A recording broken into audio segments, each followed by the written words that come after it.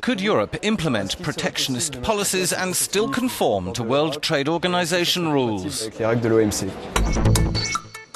Viviane de Beaufort at the European Centre for Law and Economics responds. The idea of Europe-wide economic protectionism is an economic aberration and a legal impossibility. But there is room for manoeuvre, to work some levers and try to restore conditions that would make competition fairer. Protectionism would be an economic aberration because the internal market, otherwise referred to as Europe, has developed over years because it is an open market. Europe needs to stay open because it is dependent on some crucial imports, not only its raw materials and its energy supply, but also investments. Now, when you look at exports, the big French companies, big European companies, and small and medium-sized German companies live by their exports. External markets are their livelihood. So closing the market is just suicide.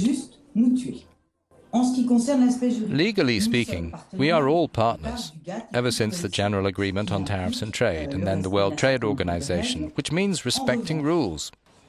However, the phenomenon of globalization, with the rise of emerging economies, the evident continuation of the dominance of the American dollar, and the competitive devaluation of China's currency, all put us in difficult competitive circumstances. So what can Europe do? We have some legal instruments, such as the principle of community preference, which we don't use often enough. That means when a product is equivalent to others, taking it from Germany or Poland, and not from China. There are legal tools we can work on which are acceptable to the World Trade Organization. Then there's the question of counterfeiting, the fight against faked goods, the question of fighting against subsidizing, because when companies in third countries are subsidized, they can dump their goods in our markets at below production cost here with no problem. And there's the question of opening up international public sector markets, and the question of laws on direct international investments. In a nutshell, there is room for maneuver. Protectionism, no, our companies must be made more competitive. How can we give them a boost?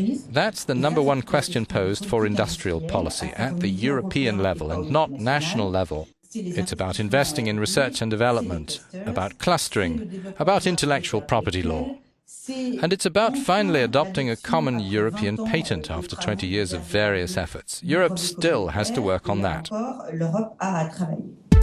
If you'd like to ask a question, visit our website.